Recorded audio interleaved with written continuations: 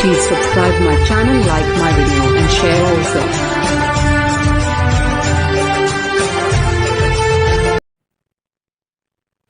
Welcome back. मेरा नाम दीपक शुक्ला कानपुर से हूँ। YouTube channel tricky solution bye Rahul sir आज आप लोगों को पढ़ाएंगे प्रकाश। इसके पहले जो वीडियो बनाया था लाइट में बताया था प्रकाश क्या है, प्रकाश का परावर्तन, उससे संबंधित नियम, उसके बाद बिंब बताया था, प्रतिबिंब बताया था, कितने प्रकार के होते हैं। अब आगे देखते हैं दर्पण।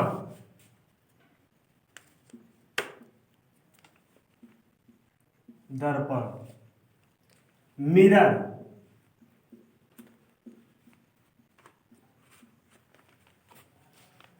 दैनिक जीवन में मिरर का बहुत उपयोग होता है।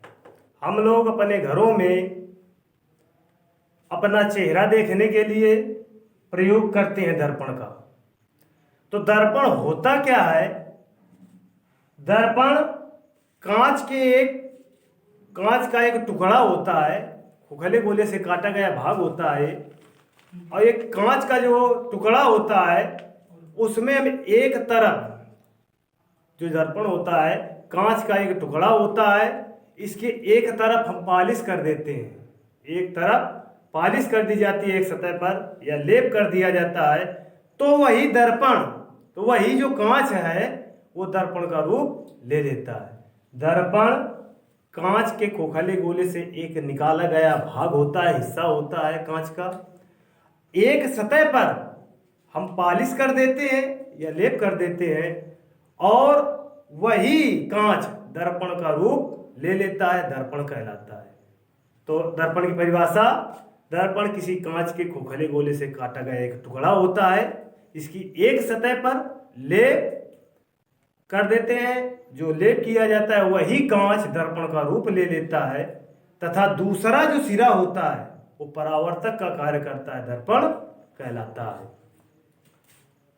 दर्पण कहलाता है दर्पण। अब देखते हैं गोलीय दर्पण क्या है। गोलीय दर्पण, गोलीय दर्पण, स्फेरिकल मिरर,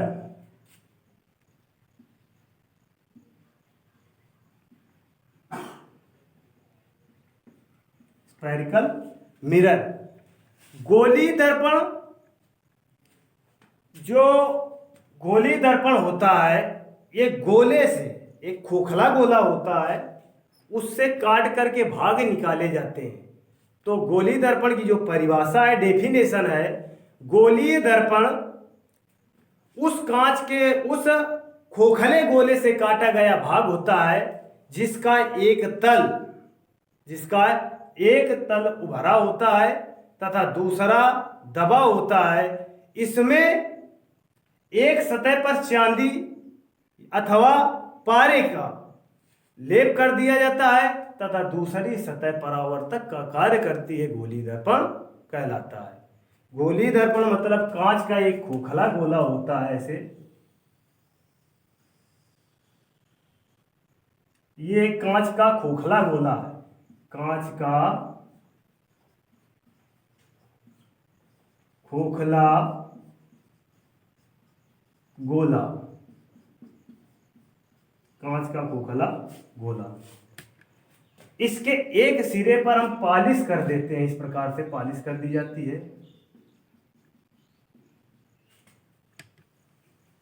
प्रिंसिपल एक्सिस है, ये ध्रुव है और पोलनिस ध्रुव, और ये फोकस है, ये वक्रता केंद्र है।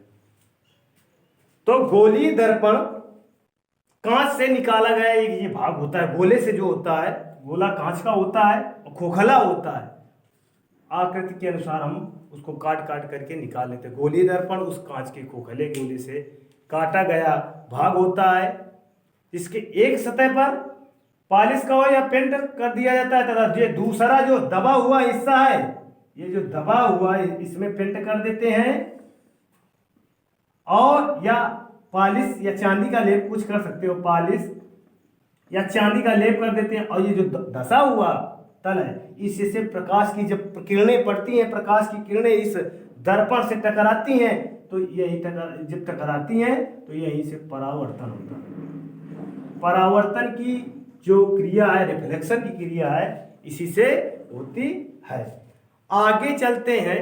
अगर आपसे कोई पूछता है कि दर्पण कितने प्रकार के होते हैं, दर्पण कितने प्रकार के होते हैं, तो और दर्पण की संख्या कितनी होती है, तो अंतर यही है।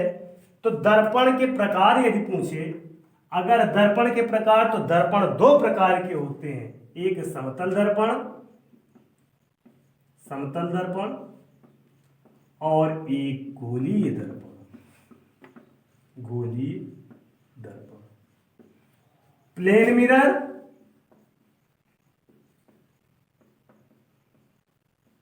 और ये स्फेरिकल मिरर।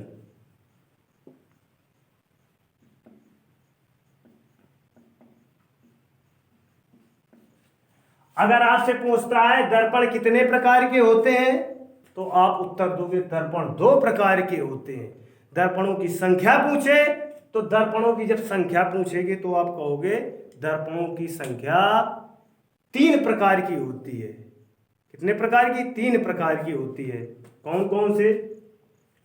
समतल दर्पण, उत्तल दर्पण, अवतल दर्पण। 3 प्रकार की। कौन सी? समतल दर्पण, उत्तल दर्पण, अवतल दर्पण। एक प्रश्न और दर्पण से बनता है कि दर्पण किस सिद्धांत पर कार्य करता है।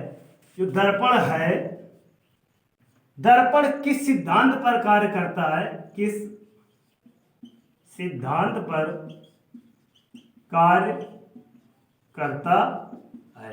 अगर ये प्रश्न है कि दर्पण किस सिद्धांत पर कार्य करता है, तो दर्पण परावर्तन के सिद्धांत पर कार्य करता है। परावर्तन के सिद्धांत पर कार्य करता है। अगर लेंस पूछे, अब इस चैप्टर में आगे आपका जो चैप्टर होगा सेकेंड में, लेकिन लेंस अगर पूछे लेंस किस सिद्धांत पर कार्य करता है, तो लेंस जो होता है वो अपवर्तन के सिद्धांत पर कार्य करता है। ये सिद्धांत जो है, ये रिफ्लेक्शन, ये दर्पण रिफ्लेक्शन के सिद्धांत पर कार्य करता है, और जो लेंस होता है वो रिफ्लेक्शन के सिद्धांत पर कार्य करता है, अपवर्तन के सिद्धांत पर कार्य करता है। आगे देखते हैं, आगे इसके आगे देखते हैं कि प्लेन मिरर होता क्या है। प्लेन मिरर के बारे में जानकारी लेते हैं। प्लेन मिरर मतलब समतल दर्पण, समतल दर्पण, प्लेन मिरर। तो देखो प्लेन मिरर, ये एक प्लेन मिरर है, ये एक प्लेन मिरर है। इस पर एक तरफ पॉलिश कर दी जाती है इस प्रकार से, समतल दर्पण, समतल दर्पण। तो समतल दर्पण की परिभाषा क्या है? ऐसा दर्पण जिसकी परावर्तक सतह समतल हो, ऐसा दर्पण समतल, ऐसा दर्पण जिसकी परावर्तक सतह समतल हो। ये जो सतह है ये कैसी है? इसकी जो इसकी सतह है, ये पृष्ठ है, ये प्लेन है, समतल। कैसी है? प्लेन, समतल है। तो कौन सा दर्पण होगा? समतल दर्पण। ऐसा दर्पण जिसकी परावर्तक सतह, जहां से प्रकाश का रिफ्लेक्शन होगा, जहां से प्रकाश की किरणें आएंगी और रिफ्लेक्ट करेंगी, ये प्रकाश की किरणें गई और यहां से जब रिफ्लेक्शन होगा टकराने के बाद, इस प्लेन से टकराने के बाद रिफ्लेक्शन की क्रिया होगी, इस प्रकार से क्रिया होगी, रिफ्लेक्ट होंगी ये किरणें, तो वो समतल दर्पण होगा। ऐसा दर्पण जिसकी जिसकी सतह परावर्तक हो, परावर्तक सतह का कार्य करे, ऐसा दर्पण जिसकी सतह ऐसा दर्पण जिसकी परावर्तक सतह समतल हो, ऐसा दर्पण जिसकी परावर्तक सतह समतल हो, समतल दर्पण कहलाता है। आगे आते हैं, तीनों दर्पणों में सबसे अच्छा परावर्तक दर्पण कौन सा दर्पण होता है? तीनों दर्पणों में सबसे अच्छा परावर्तक दर्पण समतल दर्पण को माना गया है। तीनों दर्पणों में समतल, उत्तल और अवतल में सबसे अच्छा जो परावर्तक होता है वो परावर्तक दर्पण समतल दर्पण को माना गया है। अब परावर्तक धातु क्या होती है? ये मोस्ट इंपॉर्टेंट क्वेश्चन है कि तीनों दर्पणों में सबसे परावर्तक दर्पण समतल दर्पण होता है, लेकिन परावर्तक धातु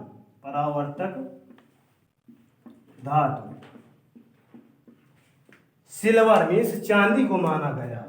चांदी को सबसे परावर्तक धातु जो है चांदी को माना गया है।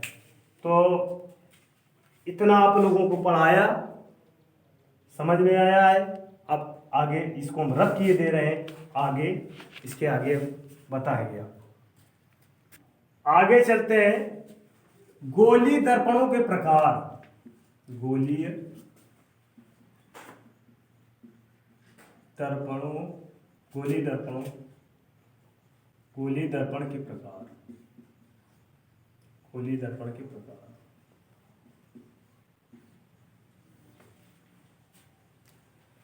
गोलीय दर्पण मुख्यतः दो प्रकार के होते हैं। कितने प्रकार के? गोलीय दर्पण मुख्यतः दो प्रकार के होते हैं। गोलीय दर्पण मुख्यतः दो प्रकार के होते हैं।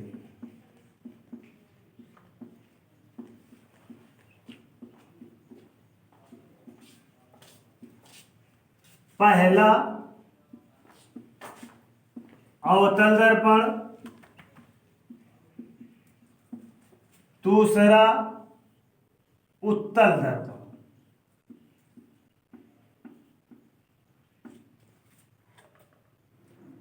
पहला जो है वो है कॉनकेव मिरर।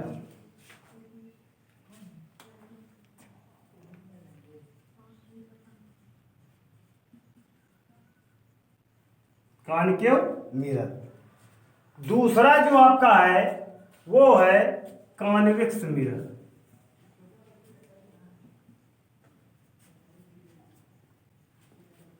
पहला है कॉनकेव मिरर और दूसरा है कॉन्वेक्स मिरर।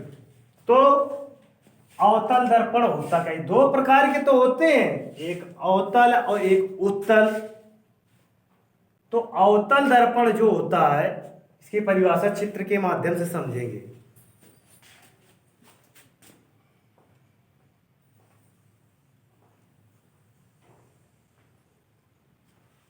एक कांच का खोखला गोला है, इससे काट करके ये मान लो ये पार्ट निकाला गया है और इसी पर हम पॉलिश किए गए हैं।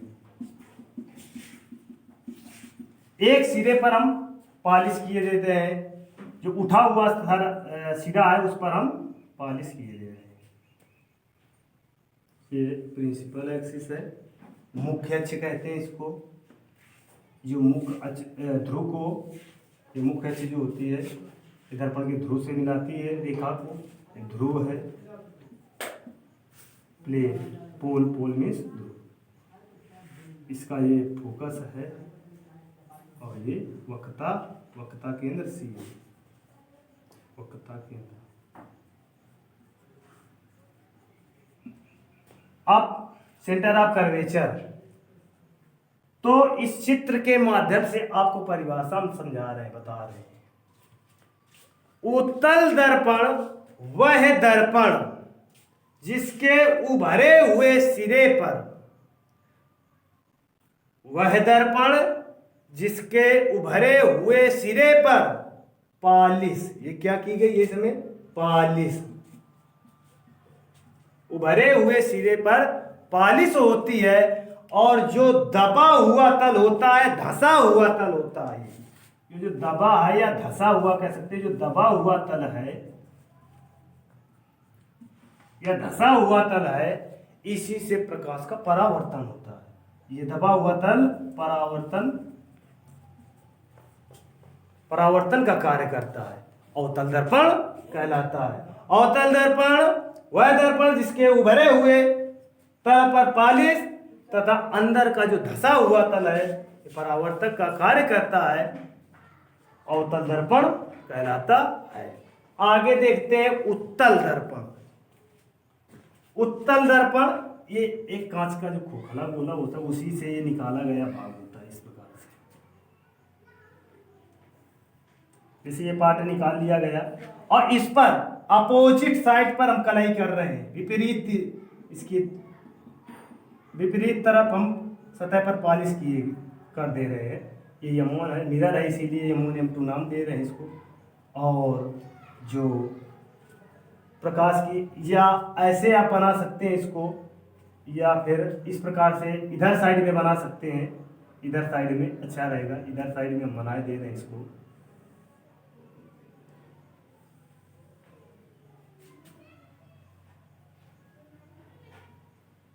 इसके हुए हम धसे हुए तल पर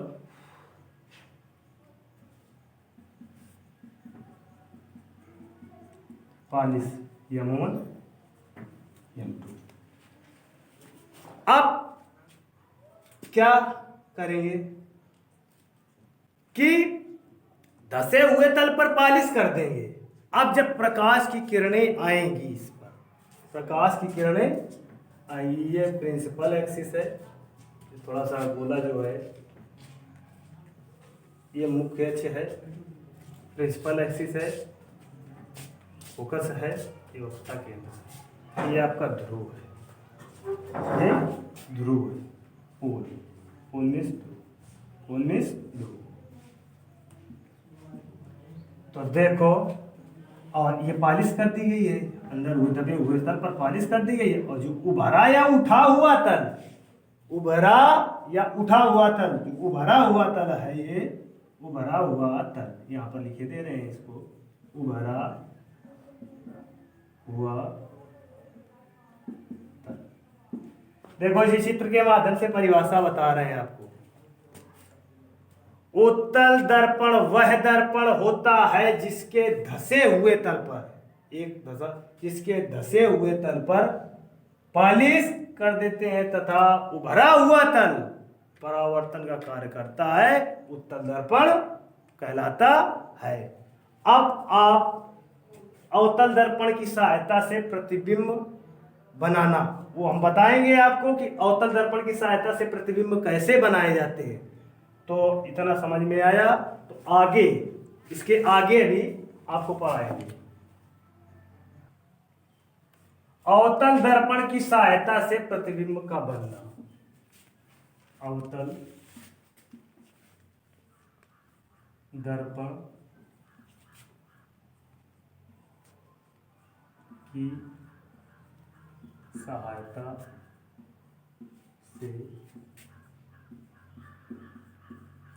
प्रतिबिंब बनना। अवतल दर्पण की सहायता से प्रतिबिंब का बनना।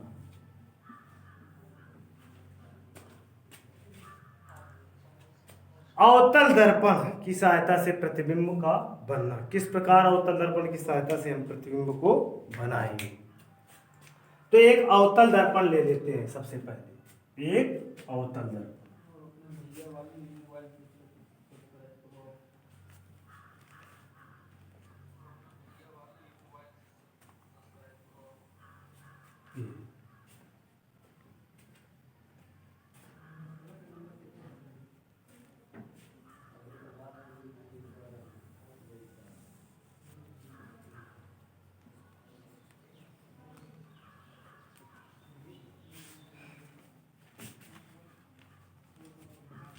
ये प्रिंसिपल एक्सिस है, ये प्रिंसिपल एक्सिस है, इसे कहते हैं मुख्य अक्ष। ये इसका ध्रुव है। पी का मतलब पोल, पोल मीन्स ध्रुव। ये इस दर्पण का फोकस है, ये वक्रता केंद्र है। अब ट्रिक के माध्यम से समझाएंगे आपको, बेहतरीन ट्रिक होगी ये, बेहतरीन ट्रिक होगी। बस केवल आप इसको दिमाग में रखिए, केवल इस ट्रिक को बस समझ लीजिए। ये मान के चलिए आप 6 प्रतिबिंब जितने बनेंगे, 6 प्रतिबिंब अवतल दर्पण से मुख्यतः 6 ही प्रतिबिंब बनते हैं, और 6 प्रतिबिंब बिल्कुल आपको आसानी से समझ में आ जाएगा। तो देखो, वस्तु जब अनंत पर होगी, अनंत,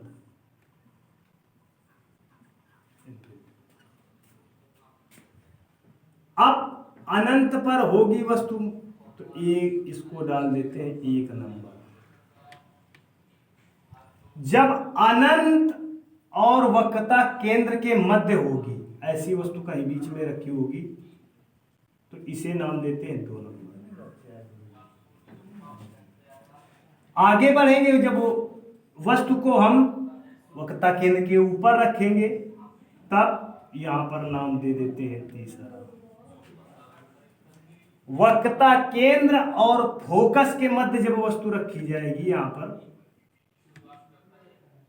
ये वस्तु रखी है, जहां ये वस्तु रखी है इसको डाल देंगे 4। जब फोकस पर वस्तु रखी जाएगी तो यहां पर नाम दे देते हैं 5 नंबर। जब फोकस और ध्रुव के मध्य होगी तो इसे दे देते हैं फोकस, और ध्रुव के यहां पर कोई वस्तु रखी जाएगी बीच में होगी, इसे दे देते हैं 6 नंबर। अब 6 नंबर तक हो गया, वस्तु को रखी 6 दशाओं में, 6 मुख्यतः दशा में इसका प्रतिबिंब बनता है अवतल दर्पण में। अब नीचे इस 6 नंबर को छोड़ देंगे, 6 नंबर को यहां से छोड़ देंगे, 5 के नीचे से 1, 5 के नीचे से 1, 4 के नीचे से 2, 3 के नीचे से 3, अब 2 के नीचे 4। अब ये दिखा बाएं से दाएं की ओर, अब दाएं से लिखेंगे बाएं की ओर, और ये होगा 1 के नीचे 5। अब जो 6वीं कंडीशन होगी, ये 6वीं कंडीशन इस दर्पण के पीछे बनेगी। तो देखो, दर्पण की अगर बात करें तो दर्पण पर वस्तु लंबी रखी जाती है, दर्पण के बिल्कुल सम्मुख लंबवत वस्तु रखी जाती है, लंबी। तो जब वस्तु अनंत पर रखी जाएगी, तो जितनी ही दूर वस्तु दर्पण से जितनी ही दूर होगी, उतना प्रतिबिंब छोटा बनेगा, और जितनी ही वस्तु को हम दर्पण के पास लेते चले जाएंगे, उतना प्रतिबिंब बड़ा बनता चला जाएगा। तो देखो, जब वस्तु अनंत पर रखेंगे तो 1 से 1 को मैच कराओगे आप, 1 को 1 से मैच कराओगे। तो जब आपने 1 को 1 से मैच कराया तो फोकस पर प्रतिबिंब बना। कहां पर? फोकस पर बनेगा, और बिंदु साइज में बनेगा, बिंदु साइज में। किस साइज में? बिंदु के रूप में बनेगा, बिल्कुल छोटा सा दिखाई देगा। अब दूसरे को दूसरे से मिलाइए,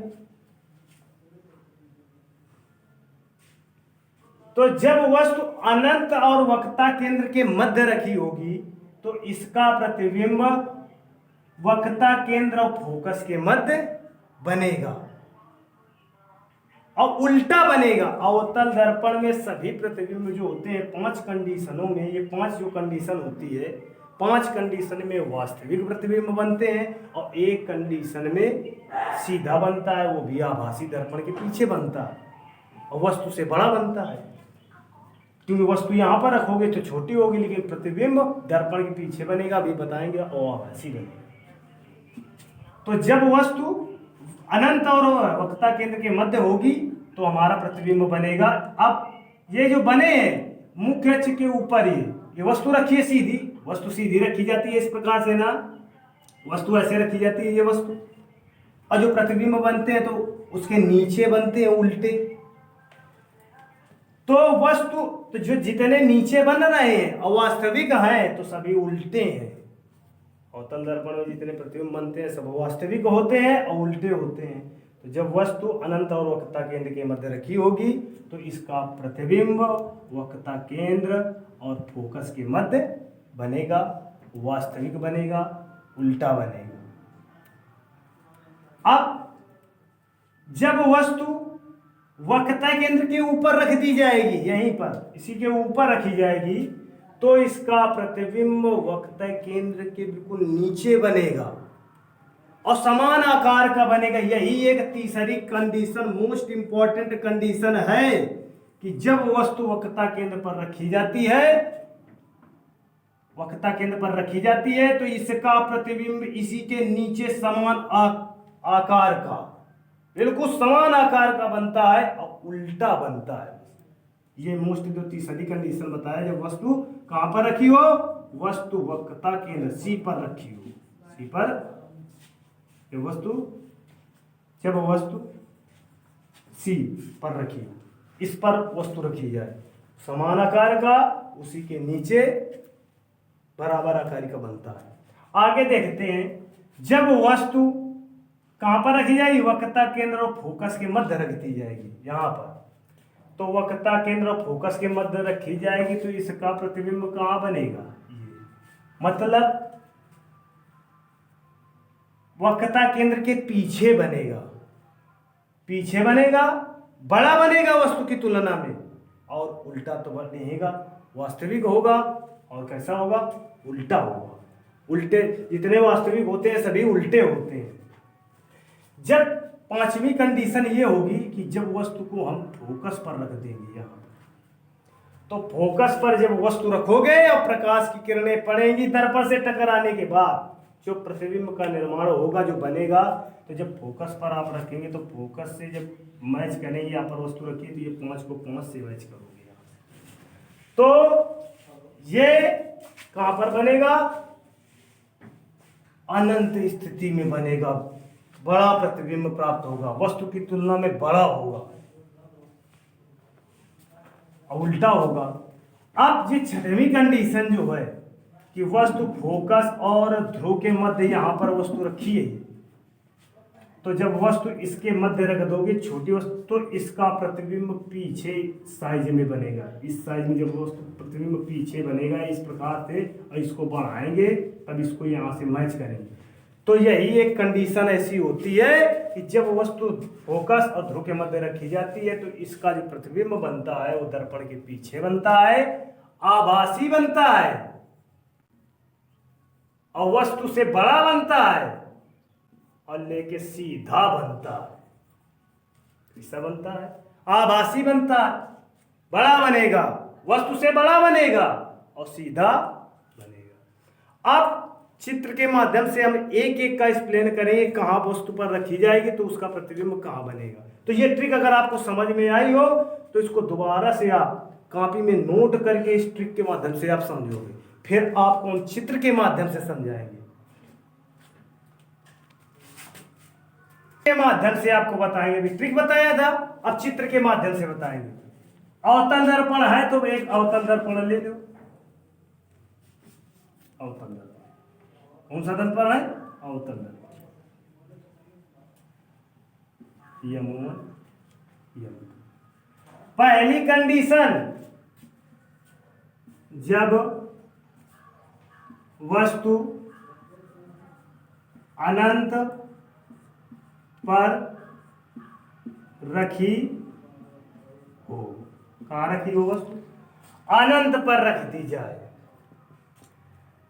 तो आपको यह पता है कि अनंत से आने वाली प्रकाश की किरणें समांतर आती हैं, पैरेलल होती हैं, इस प्रकार से समांतर आएंगी। प्रकाश की किरणें कैसी आएंगी, पैरेलल होंगी, समांतर होंगी, इस प्रकार से प्रकाश की किरणें आएंगी।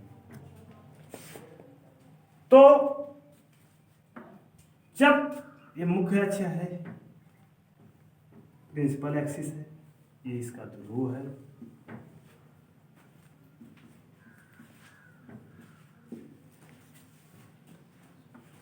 अब ये फोकस है,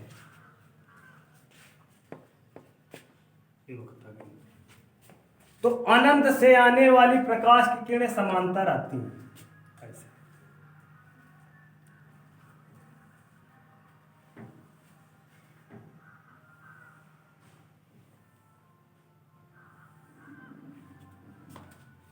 आ रही है प्रकाश किरण तो एरो का चिन्ह इस प्रकार से।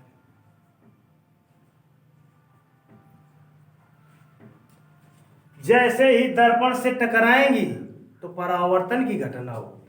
तो परावर्तन पहले पढ़ा चुके थे हम। तो जैसे ही परावर्तन इससे से टकराएंगी ये प्रकाश की किरणें, तो टकराने के बाद इनको सबको फोकस मिल जाएगा ऐसे, ये सभी फोकस से मिल जाएंगी। इसका जो प्रतिबिंब बनेगा सब फोकस पर बनेगा ऐसे। और किस साइज में बनेगा, तो देखो जब वस्तु अनंत पर रखी होती है तो इसका जो प्रतिबिंब बनता है फोकस पर बनता है, प्रतिबिंब फोकस पर बनता है, एफ पर बनता है, वास्तविक बनता है, कामा वास्तविक बनता है, बिंदु साइज में बनता है, बिंदु के रूप में बनता है, बिंदु साइज में, बिंदु साइज में बनता है इसका प्रतिबिंब। अब आगे देखते हैं जब वस्तु कहाँ रखेंगे, जब वस्तु अनंत वक्रता केंद्र के मध्य रखेंगे। तो ये इसको हम दूसरा बता रहे हैं, दूसरा नंबर इसको साफ किए दे रहे हैं। अवतल दर्पण की सहायता से प्रतिबिंब बनाना, ये आपको बताया था पहला नियम पहली स्थिति बताई थी। जब वस्तु अनंत पर रखी हो तो उसका प्रतिबिंब बिंदुवत आकार का बनता है, उल्टा बनता है, वास्तविक बनता है। अब दूसरा है दूसरी स्थिति, जब वस्तु कहाँ रखी जाएगी, जब वस्तु अनंत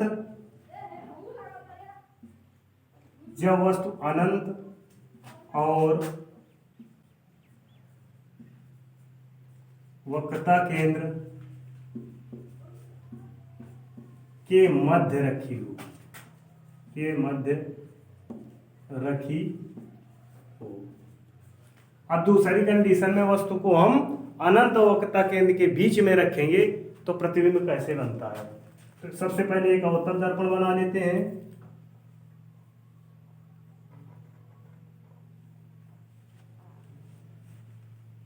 क्योंकि अवतल दर्पण की सहायता से प्रतिबिंब भी बना रहे हैं। यमुन ये दर्पण का द्वारक होता है, इसी से प्रकाश की किरणें टकराती हैं। ये दर्पण का द्वारक होता है, इसी से प्रकाश की किरणें टकराती हैं और परावर्तन होता है। तो ये मुख्य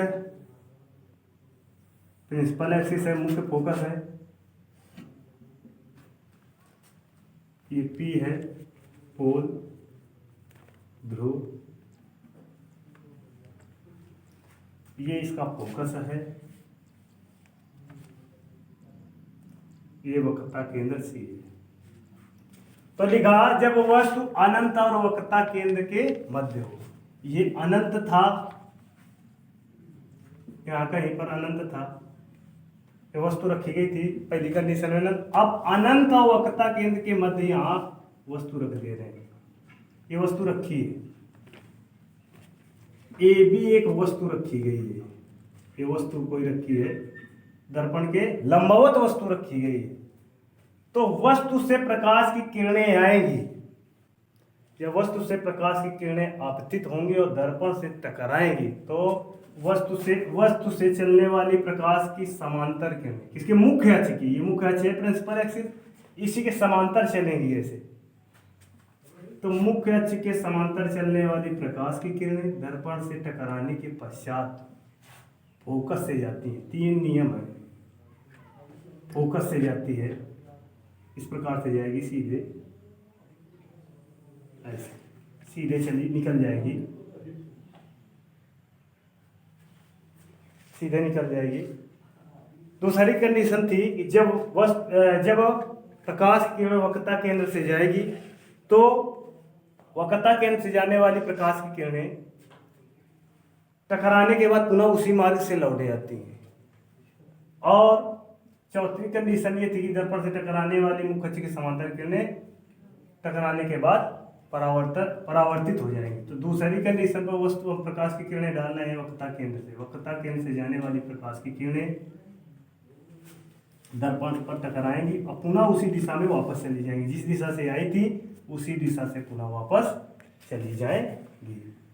ये इधर जाएगी, एरो का चिन्ह, ये एरो का मतलब इस तरफ आपतित होती है, पुनः इसी प्रकार वापस लौट जाती है। और वक्रता केंद्र से जाने वाली जो प्रकाश की किरणें आएगी दर्पण से टकराने के बाद पुनः उसी दिशा में वापस लौटे।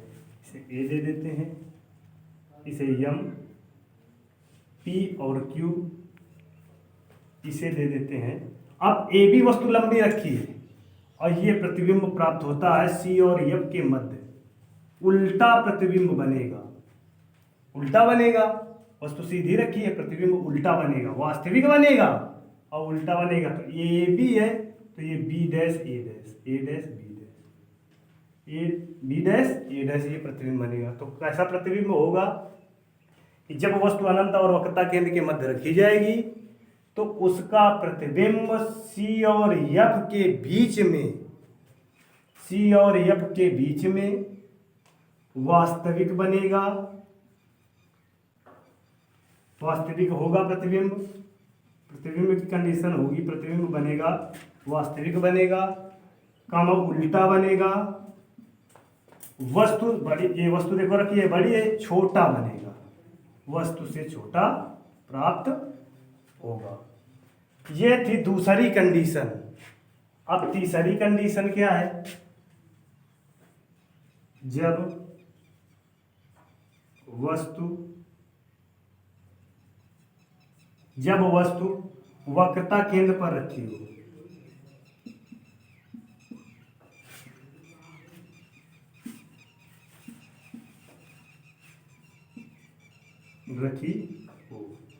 जब वस्तु वक्रता केंद्र पर रखी हो तो देखो यही दर्पण बना लेंगे सेम,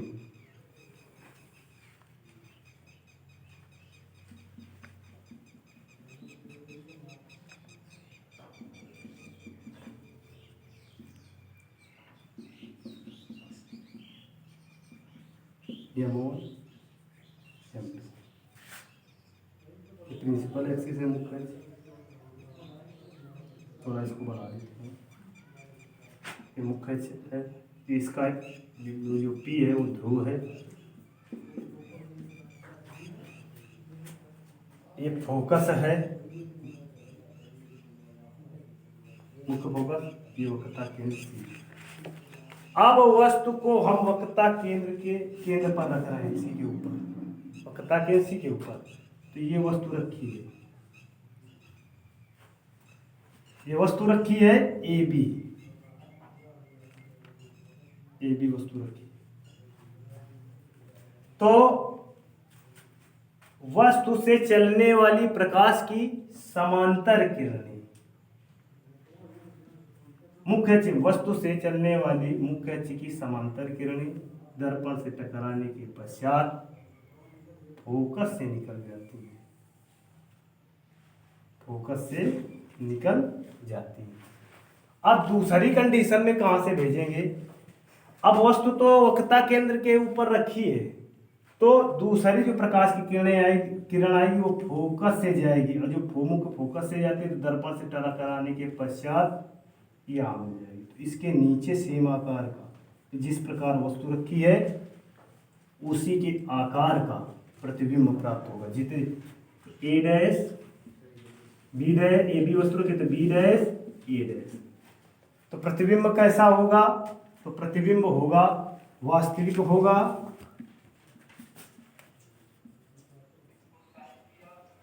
उल्टा होगा, बराबर होगा। कैसा होगा? वास्तविक होगा, उल्टा होगा और बराबर होगा। जब वस्तु वक्रता केंद्र पर रखी हो तो इसका प्रतिबिंब वास्तविक बनेगा, उल्टा बनेगा, वस्तु के नीचे ही बनेगा और बराबर बनेगा। जितनी वस्तु है उसी के सेम आकार का बनेगा। अब आगे हम चौथी कंडीशन आपको बताएंगे। जब वस्तु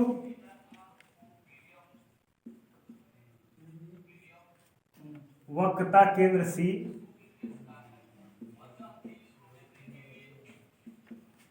और वक्रता केंद्र C और F फोकस के मध्य, फोकस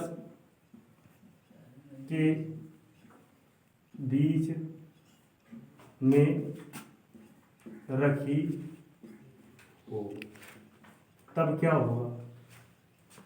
जब वस्तु वक्रता केंद्र और फोकस के मध्य रखी हो तो एक सबसे पहले दर्पण का निर्माण कर लेते हैं, अवतल दर्पण बना लेते हैं। आप चांदे से बनाइए या किसी इंस्ट्रूमेंट से आप बना सकते हैं।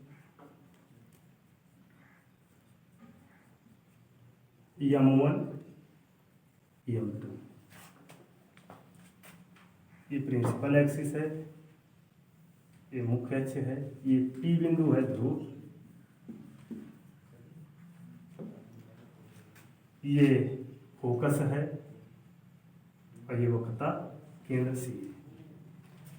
तो वस्तु कहाँ रखी जाए? वक्रता केंद्र और F के मध्य, यहाँ वस्तु रखी जाए बीचों बीच। ये वस्तु रखी है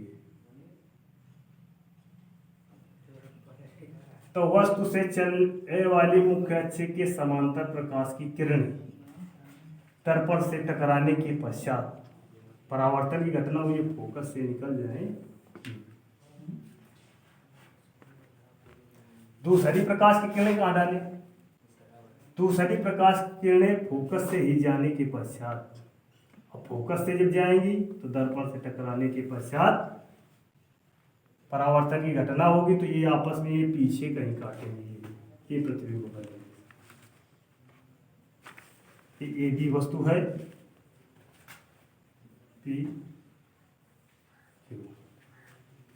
अब देखो तो ये AB वस्तु रखी है तो ये B डैश A डैश प्रतिबिंब प्राप्त होगा, B डैश A डैश ये प्रतिबिंब बनेगा।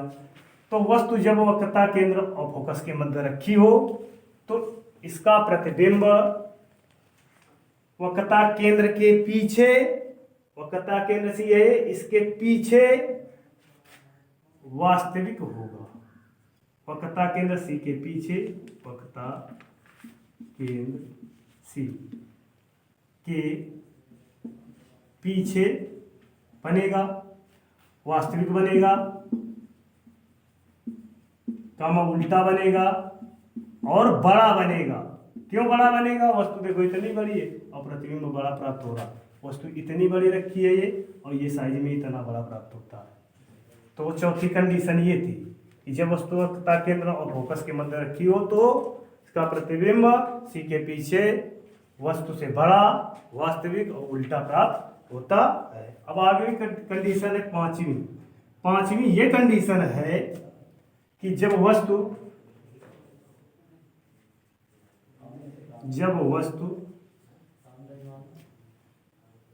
फोकस पर रखी हो, या मतलब फोकस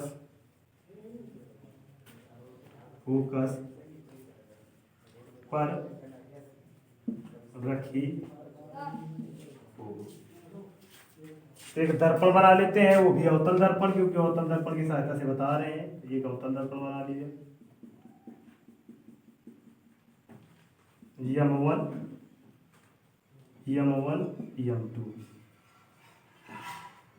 ये प्रिंसिपल एक्सिस है, मुख्य फोकस, ये P है ध्रुव,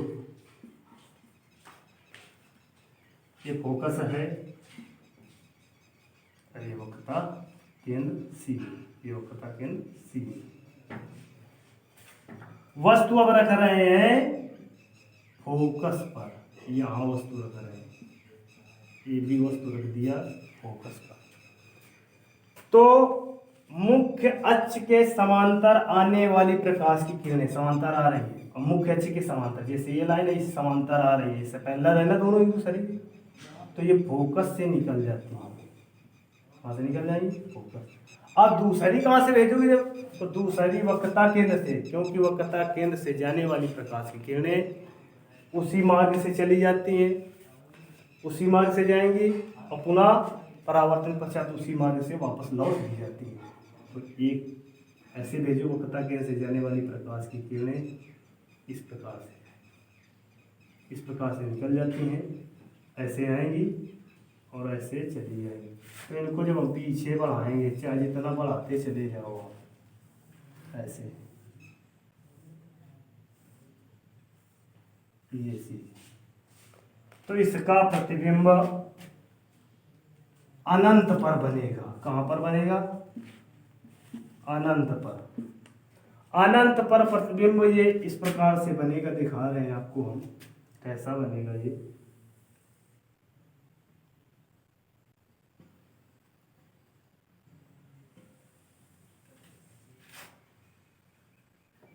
जैसे अनंत पर,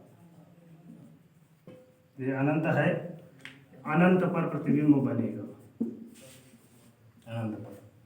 अनंत पर बनेगा, वस्तु से बहुत बड़ी आकार में बनेगा और उल्टा बनेगा। कैसा बनेगा? वस्तु की तुलना में बड़ा आकार में बनेगा और अनंत पर बनेगा और उल्टा बनेगा। अब लास्ट कंडीशन है छठवीं, जब वस्तु फोकस और ध्रुव के मध्य रखी जाएगी तो तब कहाँ प्रतिबिंब बनेगा। तो इसको हम रख के दे रहे हैं, वो कंडीशन बता रहे हैं। अब जब वस्तु छठवीं कंडीशन है, जब वस्तु फोकस मतलब यप और ध्रुव P के मध्य रखी हो। एक दर्पण बनाया, वो भी अवतल दर्पण बनाया,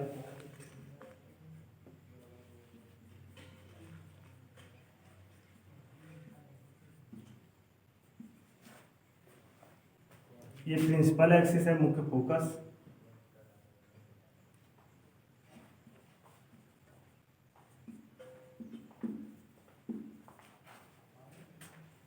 ये फोकस है, फोकस ये वक्रता केंद्र से। अब वस्तु रखी जाएगी जब वस्तु फोकस और ध्रुव के मध्य हो। तो ये फोकस है, ये ध्रुव, यहाँ बीच में वस्तु रख दी जाएगी, यहाँ पर वस्तु रख देंगे लंबवत, मुख्य अक्ष के लंबवत। यहाँ से जब प्रकाश की किरणें इससे टकराएंगी, मुख्य अक्ष के समांतर जाएंगी, तो जब मुख्य अक्ष के समांतर जाएंगी तो ये फोकस से निकल जाएंगी। कहाँ से निकलेंगी? फोकस से निकल जाएंगी। अब दूसरी किरण कहाँ से जाएगी? वक्रता केंद्र से भेजेंगे। तो वक्रता केंद्र से जो जाने वाली प्रकाश की किरणें होंगी, जब वस्तु फोकस और ध्रुव के मध्य रखी हो, तो जब मुख्य अक्ष के लंबवत प्रकाश की किरण रखेंगे, ये वस्तु रखेंगे, मुख्य एक्सिस के लंबवत वस्तु रखेंगे, तो वस्तु से चलने वाली प्रकाश की समांतर किरणें दर्पण से टकराने के पश्चात फोकस से निकल जाती हैं। दूसरी कंडीशन, जब हम प्रकाश की वक्रता केंद्र से जाएंगी तो ये जैसे आई है, अगर प्रकाश की किरणें इधर से आई है, वस्तु से चलने वाली प्रकाश की किरणें इधर वक्रता केंद्र से भेजेंगे इससे वस्तु से, तो ये उसी जिस मार्ग से आई है उसी मार्ग से वापस लौट जाएंगे। तो इधर बढ़ाने से कुछ फायदा नहीं मिलेगा, नहीं। इनको पीछे बढ़ा करके देखते हैं थोड़ा। जब पीछे आप इनको ऐसे बढ़ाएंगे,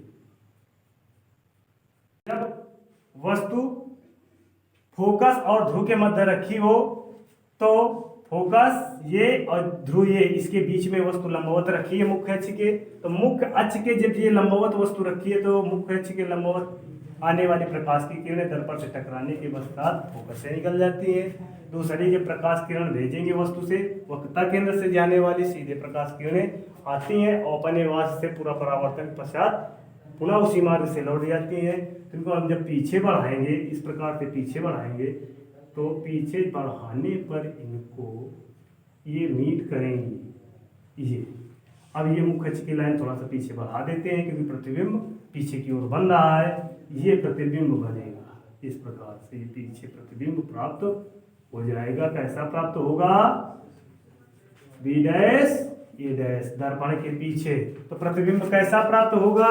छठवीं कंडीशन में प्रतिबिंब जो बनेगा वो बनेगा वस्तु से बड़ा बनेगा। वस्तु देखो इतनी छोटी है और प्रतिबिंब बड़ा बनेगा। आभासी बनेगा, आभासी बनेगा। और कैसा बनेगा? सीधा बनेगा। कैसा बनेगा? सीधा बनेगा और बड़ा बनेगा। कैसा बनेगा? वस्तु से बड़ा बनेगा, आभासी बनेगा और दर्पण के पीछे बनेगा। दर्पण के पीछे बनेगा, वस्तु से बड़ा बनेगा, आभासी बनेगा, सीधा बनेगा। तो ये 6 कंडीशनें आपको ट्रिक के माध्यम से भी मैंने बताया था पहले। और अब इस दर्पण की सहायता से 6 आपको प्रतिबिंब बनाए हमने दर्पण की सहायता से। तो ये प्रतिबिंब आपको समझ में आए होंगे। तो आप इसका रिवीजन पुनः एक बार फिर से करें और अगले दिन इसके आगे हम टॉपिक लेकर के आएंगे। तो अगर आप लोगों को समझ में ये आया हो तो इस चैनल को, YouTube channel tricky math solution bye Rahul sir, इसको सब्सक्राइब और शेयर करें और बेल आइकन दबाना ना भूलें। Thanks. Thank you for watching my video, and next video coming soon.